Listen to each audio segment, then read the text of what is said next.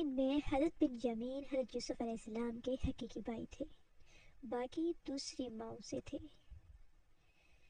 حضرت یوسف علیہ السلام اپنے تمام بھائیوں میں سب سے زیادہ اپنے باپ کے پیارے تھے، اور چونکہ ان کی پیشانی پر نبوت کے نشان درخشاں تھے، اس لیے حضرت یعقوب علیہ السلام ان کا بے حد احترام کرتے، ان سے انتہائی محبت فرماتے تھے۔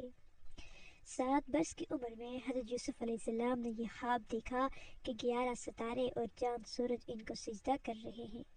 حضرت یوسف علیہ السلام نے جب اپنا خواب اپنے والد ماجد حضرت یعقوب علیہ السلام کو سنایا تو آپ نے ان کو منع فرمایا کہ پیارے بیٹے، خبردار تم اپنا یہ خواب اپنے بھائیوں سے مت بیان کرنا،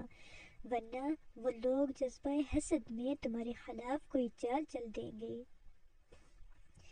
چنانچہ ایسا ہی ہوا کہ ان کے بھائیوں کو ان پر حسد ہونے لگا، یہاں تک کہ سب بھائیوں نے